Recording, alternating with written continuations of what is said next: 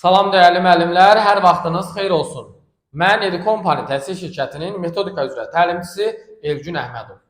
Bugün müəllimlər, mən sizin üçün MİQ və sertifikasiyada mütləq düşən bir mövzu var ki, onunla bağlı bir neçə situasiya sualı izah edəcəm. Bu mövzu hansıdır desəz, effektiv müəllim-şagird və müəllim-valideyn münasibətləridir. Bilirsiniz ki, imtahanlarda daha çox situasiya sualları şagird davranışı, müəllim-şagird münasibəti, müəllim-valideyn münasibətləri ilə bağlı düşür. Buna görə də sizə ən vacib olan mövzu sertifikasiyada bir sualınız və ya 2-3 sualınız buradan olacaq. Diqqətlə bu sualları dinləməyinizi tövsiyə edirəm. Gəlin baxaq suallarımıza. Və videoya keçid etməzdən əvvəl videonu bəyənməyi, ətrafınızla paylaşmağı da unutmayın dəyərli müəllimlər. Hər birinizin dəstəyini gözləyirik. Baxaq 3 nömrəli sualımıza. Burada deyilir ki, verilmiş müəllim davranışlarından hansı şagirdlərin sinifdə özlərini təhlükəsiz hiss etməsinə kömək etmir? Yəni, hansı davranış şagirdin özünü təhlükəsiz hiss etməsinə kömək etməyəcək? Buyurun, variantları özünüz seçin ilk növbədə, müəllimlər. Videonu saxlayın, variantı seçin. Daha çox yaxınlaşdırıram ki, sizə daha rahat olsun. Baxın, dəyərli müəllimlər. Buradan öz variantınızı seçin. Daha sonra isə mən izah edirəm. Deyil, A bəndi, şagirdlərə bərabər münasibət göstərmək. Yəni, şagirdlərə bərabər münasibət göstərmək yanaşması doğrudur. Bu o deməkdir ki, onlar arasında bərabərliyi qorumaq. Filankəs yaxşıdır, filankəs pisdir, filankəs zəifdir, güclüdür kimi müqayisələr etməmək. Deməli, A bəndi təhlükəsiz hiss etməsinə kömək edən addımdır, etməyən yox. B bəndinə baxırıq.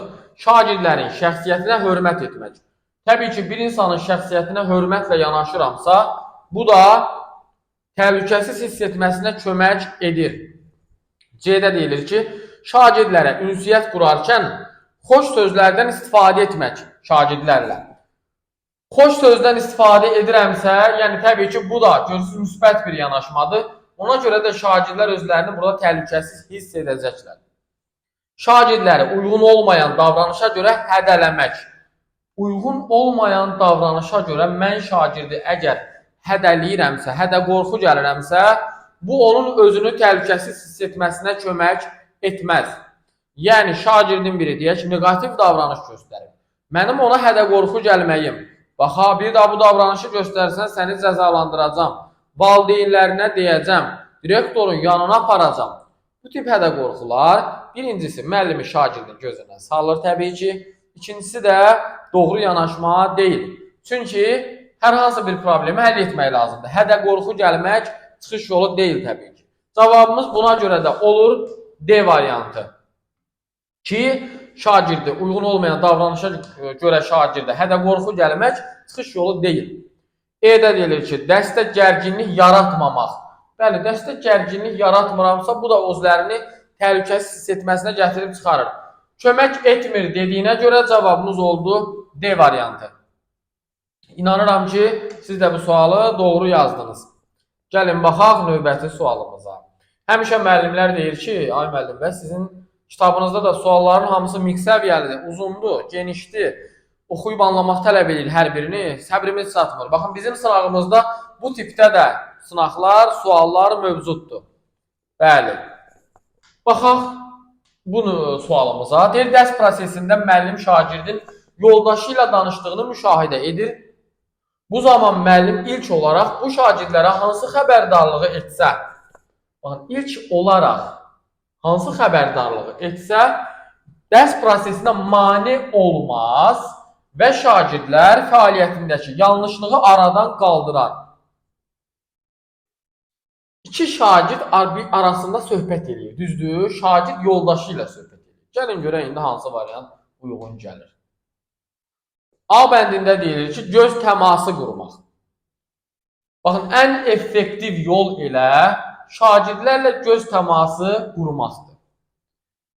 Bu bizim gündəlik istifadə etdiyimiz bir strategiyadır əslində. Hər bir müəllim bundan istifadə edir. Misal üçün, mən görürəm ki, uşaqlar danışırlar, söhbət edirlər. və bu zaman onların gözünün içinə baxıram ki, yəni diqqətim məndə olsun. Yoldaşınla söhbət eləmə. İstər-istəməz müəllim şagirdə baxanda gözünə, göz təması quranda onunla, o artıq anlayır ki, hə, müəllim mənə baxır. Deməli, nə etmək lazımdır?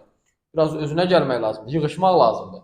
Ona görə ən optimal yol elə göz təması qurmaqdır. Digər variantlara gəlin baxaq. Şifahi xəbərdarlıq. Dərs prosesi gedə-gedə. Baxın, dərsə mane olmaz, görürsünüz? Şifahi xəbərdarlıq mane ola bilər. Mən uşağa bir söz deyəcəm, o mənə birini qaytarıb deyəcək. Bilirsiniz də, indiki uşaqlarda maşallah. Birini deyəcəksən, 5-ini deyəcək. O, məntiq xətasında olduğu kimi başlayacaq çox mənalı danışmağa, söz oyunu oynamağa. Deyəcək, müəllim, biz dərs müzakirə edirdik. Öz aramızda danışmırdıq, dərs müzakirə edirdik. Yəni, dərsin gedişatı pozula bilər deyə B yanlışdır. Dərsdən sonra görüş. Dərsdən sonra şagirdlə görüşmək hal-hazırda problem yaranıb, söhbət eləyirlər. Mən gözləyim ki, dərs bitsin, ondan sonra görüş keçirim. Axı, bu dərsin gedişatı pozulur. Bu dərs zamanı müəllimin müdaxiləsi lazımdır ki, o neynəsin? Şagirdlərin fəaliyyətindəki yanlışlığı aradan qaldırsın anındaca. Deməli, bu da sonranın işidir. Məktəb rəhbərinə məlumat vermək. Məktəb rəhbəri deyəcək ki, 2 nəfər şagird söhbət eləyirsən, onları bir müəllim olaraq ələ ala bilmirsən. Yəni, haqlı olaraq deyəcək ki, söhbət eləyirlər, xəbərdarlığı elə, qaydanı qoy, prosedurunu qoy, nə bilim, göz təması qur, idarə eləməyi bacar. Yəni, rəhbər orada gəlib sizə irad tutacaq təbii ki. Hadisəni göz ardı etmək. Biz hansı hadisələri göz ardı edirik? Hər hansı qayda pozulsa, əgər dərsimizə mane olmursa, dərs gedişatımızı pozmursa, o zaman göz ardı edə bilirik. Amma əgər 2 şagird söhbət edir və mənə mane olursa və yoldaşlarına mane olursa, bu halda artıq onu göz ardı etmək doğru deyil. Müdaxilə eləmək lazımdır. Amma qeyri-verbal şəkildə müdaxilə daha effektivdir. Pozmamaq üçün qeyri-verbal, göz təması qurmaq. Başa düşdünüz müəllimlər? İnanıram ki, bu sualın da cavabını doğru yazdınız. Keçək növbəti 3-cü sualımıza. Sayca bizim 3-cü sualımızdır. Deyir ki, şagirdlər arasında məktəbin meydançasında futbol oynayarkən mübahisə yaranır. Aha, futbol oynayanda mübahisələr yaranır. Bu mübahisəni şagirdlər sinif otağına da aparır. Yəni, orada bitirməyiblər, burada da davam etdirirlər. Dərs zamanı müəllim şagirdlərin bir-birinə qəzəblə baxdığını müşahidə edir. Bir-birinə qəzəblə baxırlar. Bu problemi aradan qaldırmaq üçün müəllim nə etməlidir?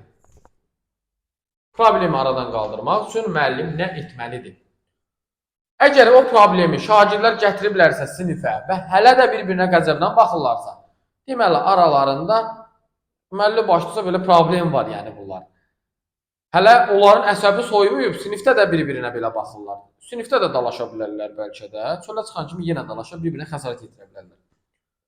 Deyir, müəllimin hansı addımı problemi aradan qaldıra bilər?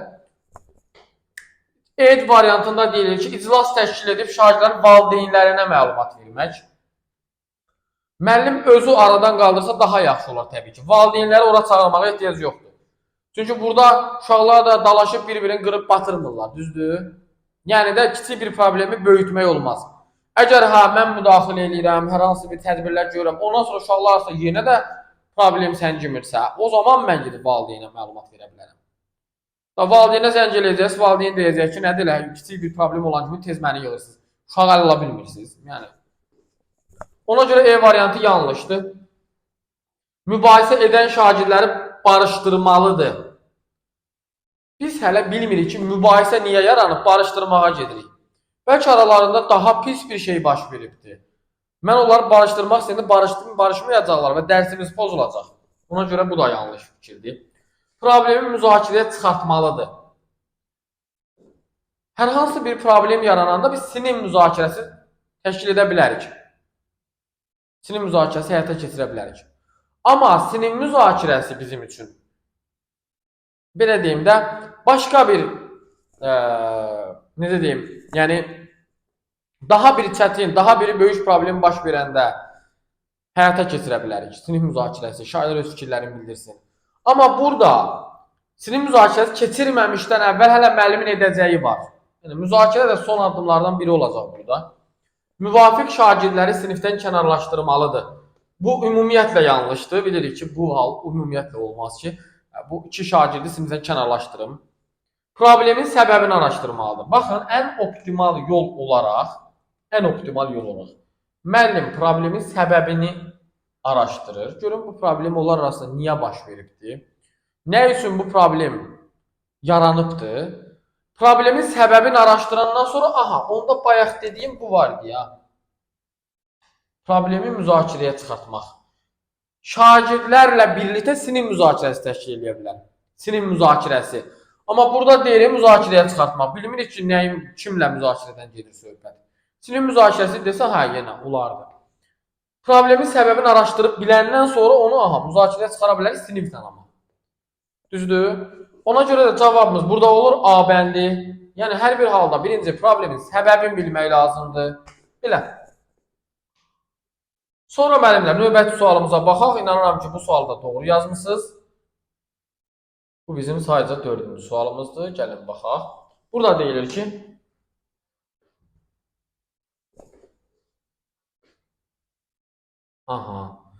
burada deyilir ki, müəllimin utancaq şagirdləri aktiv prosesə cəlb etmək üçün verilənlərdən hansını etməsi uyğundur? Utancaq şagirdləri aktiv prosesə cəlb etməkdən gedir söhbət. Baxın, utancaq. Deyir, vaxtında şagirdə düzgün istiqamət vermək. Həmin utancaq şagirdə vaxtında düzgün istiqamət vermək elə məncə doğru bir yanaşmadır. Yəni, bir götürə bilərik. Biz əgər ona düzgün istiqamət versək, o uşaq özü ilə bağlı bir iş görər, potensialına uyğun və gətirər, təqdim eləyər. Ona görə bir doğrudur. 2 də deyir ki, şagirdləri uğurlu və uğursuz olmaqla 2 hissəyə ayırmaq. Baxın, bu qəti yanlışdır. Uğurluları bir tərəfə yığıram, uğursuzları bir tərəfə. Utancaqlar burada daha da utanacaqlar. Ona görə 2 yanlışdır, 2-ni götürmürük. Şagirdləri hazırlıq səviyyələrinə uyğun sual verməyə təşviq etmək. Bəli, baxın, cavabımızın biri də budur. Şagirdləri öz hazırlıq səviyyələrinə uyğun sual verməyə təşviq etmək. Yəni ki, bu uşaqlar potensialı nədirsə ona uyğun bir tapşırıq, sual, cavab və s. iştirak etsin və nəticədə o utanmasın. Çətin tapşırıq versəm, utanan uşaq idisə daha da utanacaq cavab verə bilməyəndə. Ona görə cavab olur 1-lə 3. Baxın, D bəndi. Şagirdlərə yalnız dərsin sonunda sual verməyə icazə vermək. Bu da bilir ki, optimal bir yol deyil. Siz gözləyin, sonda cavab verərsiniz, doğru deyil. Cavab 1 və 3 olacaq. Digər sualımıza baxaq. Müəllim şagirdlərə, mən gördüm ki, məktəbin həyətinə şokolad qabları atılır. Düşünün ki, hamı yerə zibil atır və bir aydır ki, məktəbimizdə zibil yığılmır. Belə bir vəziyyətdə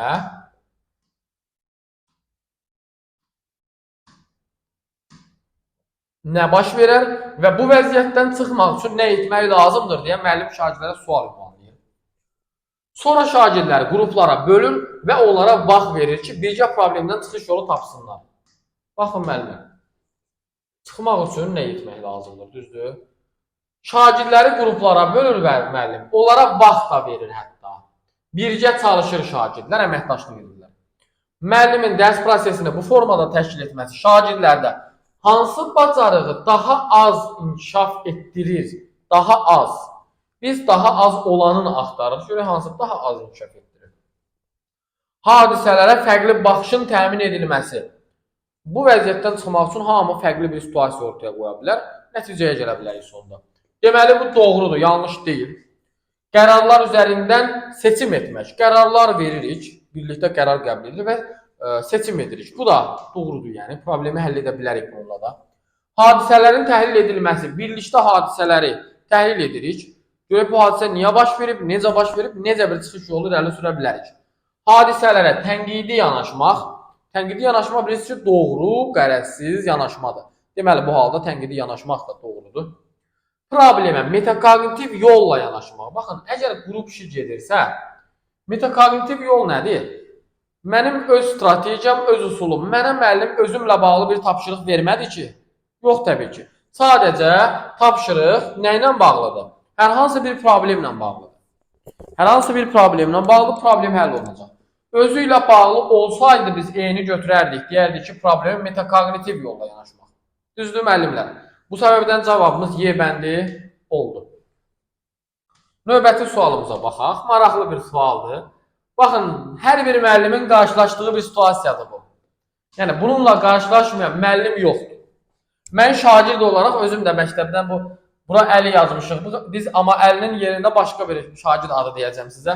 Baxın, situasiya nədir? Deyil, müəllimlə dərsdə iştirak etməyən iki şagird arasında bu mövzuda aşağıdakı diyaloq keçir. Müəllimlə dərsdə iştirak etmək istəməyən, yəni fəaliyyətdə iki şagird arasında. Müəllim deyir, Əli, sən bu mövzuda nə düşünürsən? Sən nə düşünürsən? Əli deyir, bilmirəm müəllim. Müəllim deyir, bilmirəm deməklə nəyi nəzərdə tutursan? Əli yenə deyir ki, bilmirəm. Müəllim deyir, Anar, sən bu mövzuda nə düşünürsən? Əli ilə Anar dərsdə iştirak eləməyib. Anar deyir, bilmirəm. Yəni, bu uşaqlar iştirak eləməyib deyə dərsdə. Verilən bütün suallara bilmirəm deyə cavab verirlər. Bu situasiyanı görəndə yadıma nə düşdü? Yadıma düşdü, mənim bir sinif yoldaşım var idi. Birinin adı iki var idi, 2 nəfər. Birinin adı Elmir idi, birinin adı İlqar. İlqar oxuyurdu. Oxuyan şagird. Elmir amma, o deyirlər, cüvallağı bir uşağı idi. Bunun üçün ancaq müəllimlə dalaşmaq, müəllimlə dirəşmək, oxumurdu, eləmirdi, amma həmişə də dalaşırdı. Yeçəxananın biri idi. Elmir indi bu videonu görməyəcək təbii. Görsə, salamlayıram onu. Görməsi üçün onun təzədən gedib orta məktəb oxuması lazımdır. Deyir, Anarla əlinin yerinə mən İlqarla burada Elmiri qoydum. Müəllim hər dəfə sual verəndə Elmirə, Elmir bilsin nə deyir? Deyir, bilmirəm. Danışırdı, dərsi pozurdu. Müəllim deyir, dərsi niyə pozursan? Deyir, bilmirəm. Yəni də keyfim belə istəyir o deməkdir. Elmir, dərsi niyə öyrənməmişsən? Bilmirəm. Elmir, kitabı niyə gətirmirsən? Bilmirəm. Baxın, belə bir halla deyir, qarşılaşan müəllimin necə davranması daha uyğundur. Necə davransa daha uyğun olar. Gəlin, baxaq variantlara. Deyir ki, A bəndində şagirdlərə dərhal nədən belə cavab verdiklərini soruşmaq. Deyəcəm, niyə belə cavab verirsən? Deyəcək, nə olacaq cavab, müəllimlər? Deyəcək, bilmirəm. Yəni, maksimum deyəcəyi nə olacaq? Yenə də deyəcək ki, bilmirəm. Onsuz da hər şeyə bilmirəm deyir də. A bəndi ona görə uyğunsuzdur. B-də deyir, verilən cavablara diqqət etmədən dərsin sonuna qədər bu mövzuda şagirdlərə tövsiyə edici məlumatlar vermək. Verilən cavaba diqqət etmədən sözü təbii ki, yanlışdır və tövsiyə edici məlumatlar vermək, tövsiyə etməkdənsə çıxış yolu tapmaq lazımdır. Bu uyğunsuzdur. Şagirdlərə sərt formada etdiklərinin yanlış olduğunu demək. Elmirə müəllim sərt formada deyəndə az qarı durub müəllimə bir kəllə vursun ki, ay müəllim, sən nə danışırsan? Sən mənimlə belə danışa bilərsən. Ona görə də lazım deyil. Deməyin elə, sərt formada. Bir də gördünüz ki, indi uşaqlarda daha qəribədirlər, bir də göz vurdular. Deyir, şagirdləri məktəb rəhbərinin yanına göndərmək. Elmiri müəllim aparırdı məktəb rəhbərinin yanına, rəhbərlə də dalaşırdı. Bir dəfə rəhbər bunu vurmuşdu, bu da rəhbər vurmuş. Ona görə də, təbii ki, bu da yanlışdır. Deyir, bu şagirdlərə ayrı-ayrı fərqli məsuliyyətlər vermək. Bəli, cavabımız bu olacaq və bu cavabımız niyə doğrudur? Yəni, əgər bu uşaqlar köhnə dərslə bağlı olmayıblar orada və verilən sualların cavabını bilmirlərsə, deyilənləri bilmirlərsə, onlara özlərinə uyğun fərqli məsuliyyətlər verə bilərəm, yəni tapşırıqlar verə bilərəm və bunun icrasını tapşırıb, daha sonra da tələb edə bilərəm. Ən azından deyəndə bilmirəm, mən müəllim olaraq deyəcəm ki, mən bilirəm də, mən sənə bu tapşırığı vermişəm. Düzdür müəllimlər? Ona görə də fərqli məsuliyyətlər vermək daha uyğundur. Belə dəyərli izləyicilər, sizləri də çox yormaq istəmirəm. Bu tipdə suallar görmək üçün kanalımıza abunə olun, videolarımızı bəyənin və şərhlərinizi də unutmayın. Hər birinizə uğurlar olsun. Müəllim, şagird, müəllim, valideyn münasibətlərini, siz situasiyaları özünüz rahatlıqla tapa bilirsiniz. Yəni, bununla bağlı sizin heç bir probleminiz olmur. Sağ olun, salamat qalın müəllimlər. Görüşənədək.